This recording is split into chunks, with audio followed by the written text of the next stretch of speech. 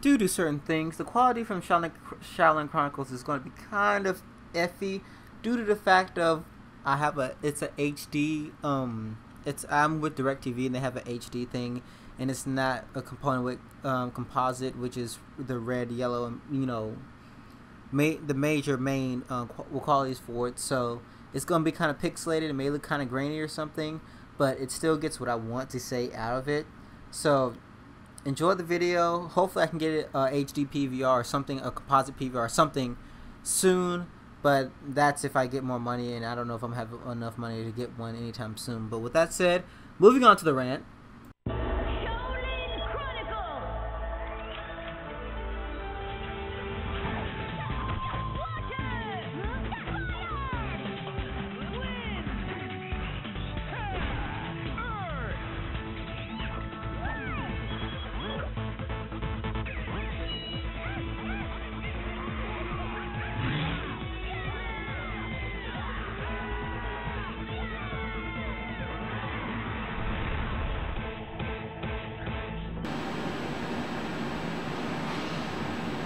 Okay,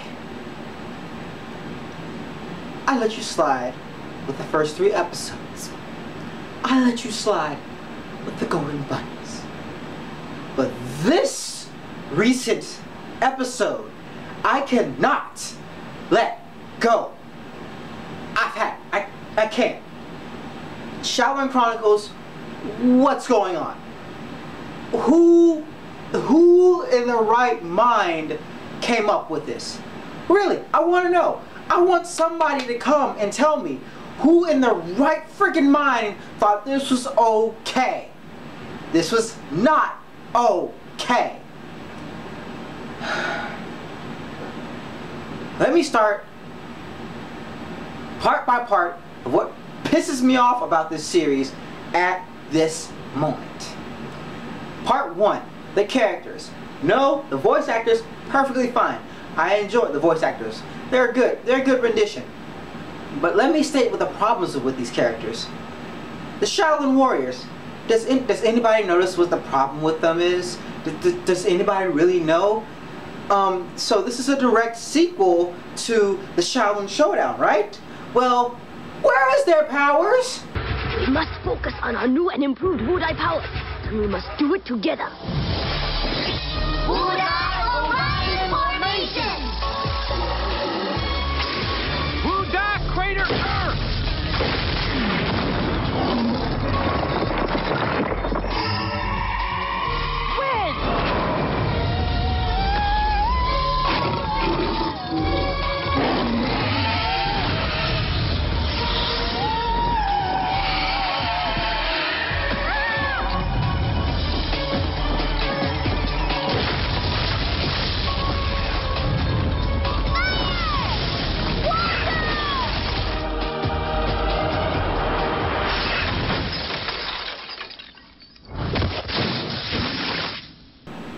I mean, when we last left them, they had powers, and they were, from what I understand, were able to use them without Shingon Wu. They were able to do it without Shingon Wu. They were able to harness their powers without using any Shingon Wu whatsoever. So why in this rendition can they not do that anymore? They have to rely on Shingon Wu. And this is where it brings me to my next subject and the character who I hate the changes to, and is in one of my favorite characters of the entire series, Chase Young. Yes, I hate what they have done to Chase Young. Not the character design model, not the voice actor, but how he is in the series in total. Fangirls, y'all can enjoy him as much as you want. I understand he's that one person that you can look at and just lose all your panties for, but there's a reason why I love Chase Young as a character. It's because of how he was. When Chase Young is around, he had honor. He was really sly, but he would let others do the work for him. He would let others really pull out the work for him, and he was never ever this narcissistic.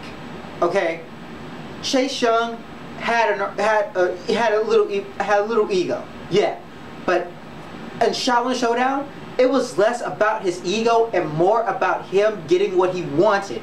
Wise choice, young warrior. At last, the prophecy has been realized.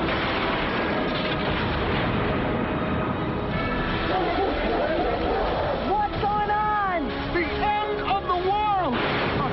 1,000 years of darkness!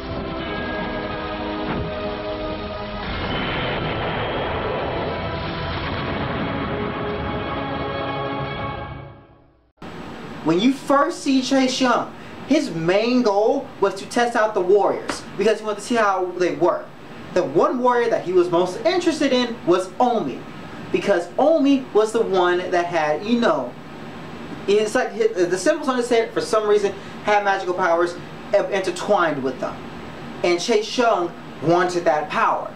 So he tries in his way to befriend Omi just so he can get the powers and summon it in darkness. And he does it, but it takes his time. He only uses Shingon Wu when he needed to. He only uses Shingon Wu when he wanted to. The place he lived in was a fucking palace, okay? He lived like he was living in style. He lived on this highest peak of a mountain that you know was evil, but he lived in style. He was deviant. He was really, really good at it. What the fuck is this Xiaolin? Super narcissistic. His place has changed. His cats were like never really hunted. His cats lived in the palace with him. The palace he lived in was amazing as hell. Why did you give him a... What is that? When he eats, he ate, he had an entire set. Like, he had like a long table. He had food that you can make for hours. He had his shit in Showdown. Chronicles, I don't know what the fuck they were doing with him. Don't get me on about the Shadow Lady. Hopefully they explain something, but I already see it as she's going to betray him and try to harness her own destiny of evil. That's all I see. And please explain why the dragon does not... it looks like a dragon to me, but I'm going to be quite honest. Why does Xiaoling's transformance look worse? Yes, I believe Showdown's was a better transformation to myself. Why? Because that transformation, it embodied of how strong he was.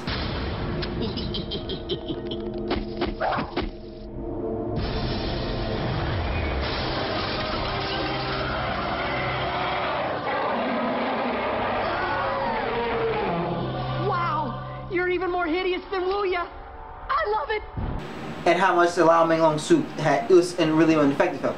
And he looked a lot better. He looked tight. This one is like, he looks like, I'm gonna put it more like this. He had the American Dragon Jake Long effect.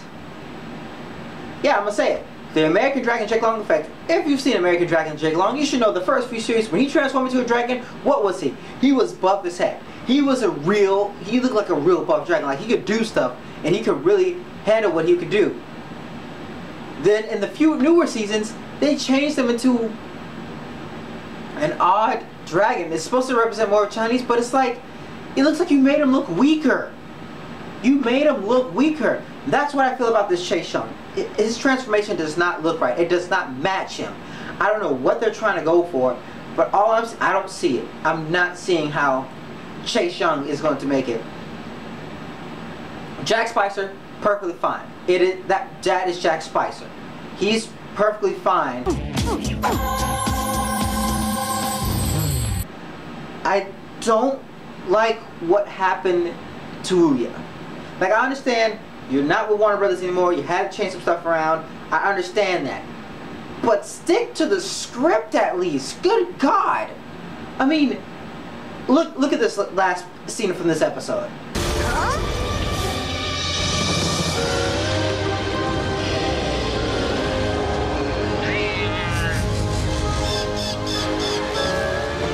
Now that you have risen to Shoku Warrior, your job has only begun. The survival of the world depends on you.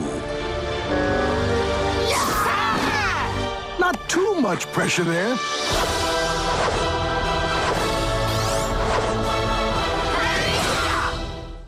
The last scene from Showdown. What happened there? What happened? You see this big brawl about to go out, and they fight, and that's it. Right? What happened? I'm trying to understand what happened there. And everybody is apparently now Shoku Warriors. Yeah, they're Shoku Warriors now. But it was fired to attention, Raimundo was the Shaolin leader. So how do everybody manage to buff up out of nowhere, but they don't even use their powers? They still rely on Shingon-Wu. It's like it's episode freaking 1 all over again. If this is supposed to be a continuation, it should continue from the story, not from what has happened. Not making something new. This does not look like they continued the story. To my knowledge, it looks like they're trying to do a continuation reboot at the same time. It's not working. I don't know what you're doing. It's not working for me. You may have other people that it's working for. It's not working. I want a true continuation of what happened after Raimundo became leader. The new Shaolin Vault didn't really much make sense to me of why they did that. But understanding security reasons, yeah, they have to actually go and find it. But at the same time, it's like you made Omi in charge of that vault. Wouldn't Raimundo be in charge of it since he is the leader at least? Or did Raimundo give him the leading charge? Because to my knowledge, Raimundo was leader. Why is he not leader anymore? That makes no sense whatsoever. It does not to me. And if y'all could really explain this as a continuation, what happened between Chase and Wuya?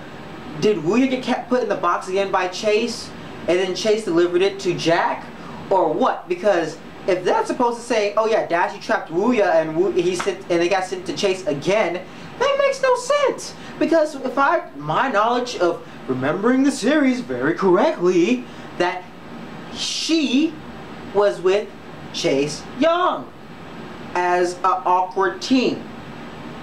So if y'all can't explain that, it won't make any sense.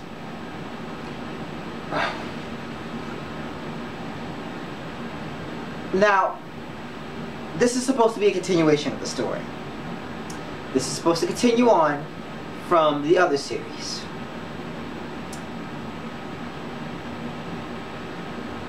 The episode I saw killed a part of me inside. The recent episode with Kimiko's father killed me inside. Why? They fucked up right there. The problem with this entire series happened in one scene. I'll even play you the scene so you can see what I'm talking about. You must be the Shaolin Warriors Kimiko talks so much about. Yes, we are. Dr. Toho, where's Kimiko? Let me pull another scene from the first one that should null out this catastrophe. Until we meet in battle again. Papa? Kimiko! Konichiwa! Welcome home. These must be the famous Shaolin Warriors.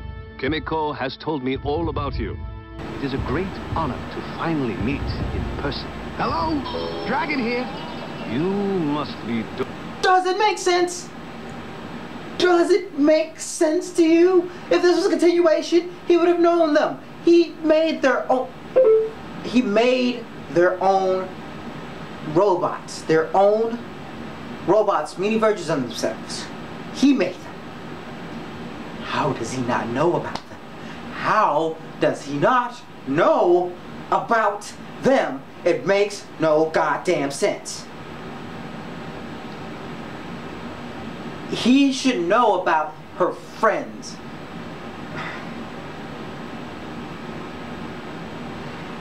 And the only reason why I'm keep I'm watching the shows because I hope they have some type of explanation, because if they end this series with no explanation whatsoever what's happened, I don't know what to do, because apparently everybody still knows each other. Jack mentioned Che Shung one episode, but he never talks to Weir or what happens. It's not making sense. It's not adding up. Are they using their minds or are they wasting their time?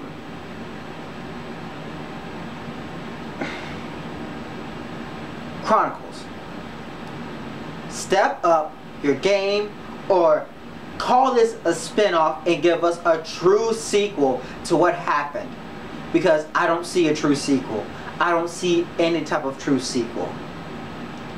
One other problem I had with that episode, how do you make a Shingon Wu that can do digital stuff when, if I remember correctly, most of the Shingon Wu was,